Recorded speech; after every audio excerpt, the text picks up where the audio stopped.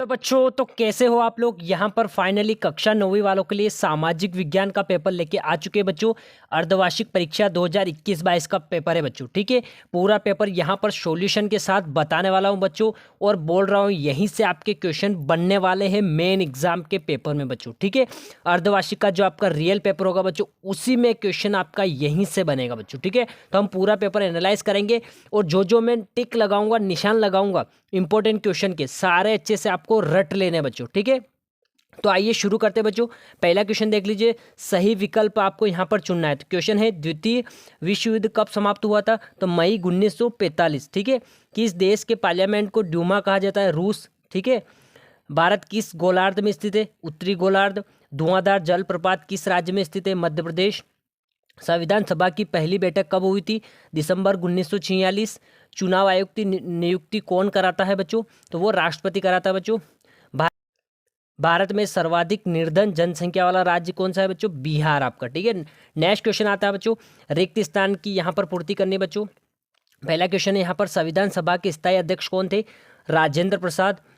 Adolf Hitler का जन्म 20 अप्रैल में हुआ था बच्चों। क्षेत्रफल की दृष्टि में भारत का सबसे बड़ा राज्य है आपका राजस्थान है बच्चों। उत्तरी मैदान मृदा से बना है, जलोढ़ मृदा से। अर्थव्यवस्था को 5 क्षेत्रों में विभाजित किया गया बच्चों। ग्रीष्म ऋतु में चलने वाली हवाओं को हम लू कहते हैं बच्चों। ठीक है, नेक्स्ट क्वेश्चन देखते हैं यहाँ पर, एक शब्द एक वाक्य में उत्तर यहाँ पर टोटल 7 देखने को मिलेगा। देखो, रूसो की पुस्तक का नाम क्या है? एमिल। रूस में सामूहिक खेतों को किस नाम से जाना जाता है?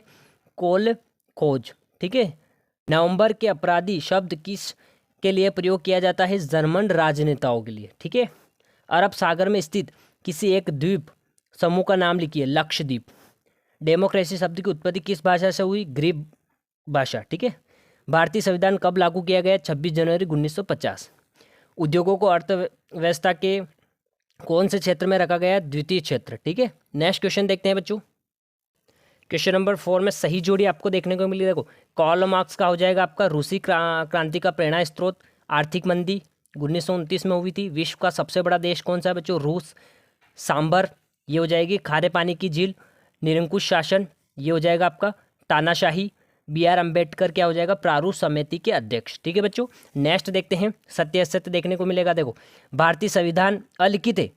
नहीं, ये हो जाएगा गलत, क्योंकि भारतीय संविधान लिखित है बच्चों। ठीक है, तो ये गलत हो जाएगा।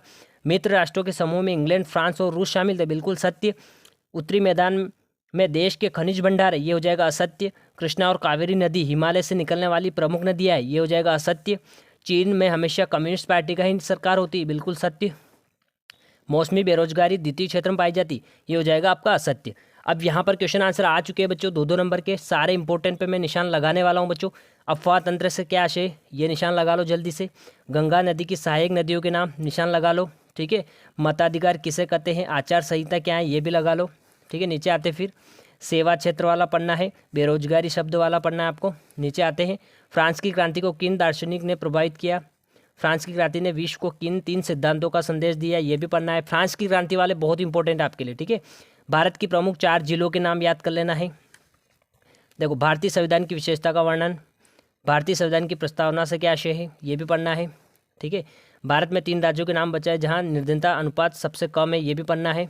ठीक है, और सर्वाधिक गरीब जनसंख्या वाले राज्य भी पढ़ लेना है। ठीक है, नीचे आते फिर जलवायु नियंत्रण के 2 प्रमुख कारक यहाँ पर निशान लगा लेना है बच्चों आपको, ये भी आपको पढ़ लेना है। नेक्स्ट क्वेश्चन देखते हैं। ठीक है, यहाँ पर हो जाएगा आपका ये वाला, वाइमर गणराज्य के सामने क्या समस्या थी? ये वाला पढ़ना है। ठीक है, नीचे आते फिर हिमालय से निकलने वाली नदियों की विशेषता है। ठीक है, और नदियाँ अर्थव्यवस्था को कैसे प्रभावित करती है, ये भी आपको पढ़ लेना है। ठीक है बच्चों, नीचे आते हैं बच्चों, फिर मानव पूंजी निर्माण में स्वास्थ्य की क्या भूमिका है, ये पढ़ना है। शिक्षित बेरोजगारी भारत के लिए एक विशेष समस्या क्यों है? बहुत इंपॉर्टेंट क्वेश्चन है आपके लिए। ठीक है, और मानचित्र वाले क्वेश्चन भी आपको पढ़ना है बच्चों। ठीक है, आपकी ब्लूप्रिंट में नहीं दे रखा है, लेकिन वो अर्धवार्षिक में पूछ सकता है बच्चों। तो मानचित्र वाले क्वेश्चन आने चाहिए। कर्क आपको बनाने आने चाहिए कि कर्क कहाँ पर है, लक्षद्वीप कहाँ पर है, नंदा नदी कहाँ पर है, गंगा नदी कहाँ पर है, ये सारी चीज़ें आपको आनी चाहिए मानचित्र से। ठीक है, अब देखो, नदी प्रदूषण नियंत्रण करने वाले सुझाव आपको आने चाहिए। ठीक है, प्रच्छंद और मौसमी बेरोजगारी में क्या अंतर है, ये आपको आना चाहिए बच्चों। ठीक है, और एक क्वेश्चन और आप ये वाला लगा लो। ठीक है, प्रायद्वीप पठारों के पूर्व और पश्चिम की ओर बहने वाली नदियों की तुलना। ठीक है बच्चों, जो जो क्वेश्चन निशान लगाया सारे अच्छे से पढ़ लेना बच्चों। इस पेपर से भी आपके बहुत सारे क्वेश्चन आपको मेन पेपर में देखने को मिलेंगे बच्चों। ठीक है, तो मिलते हैं नेक्स्ट वीडियो में, अभी के लिए इतना ही। थैंक यू बच्चों।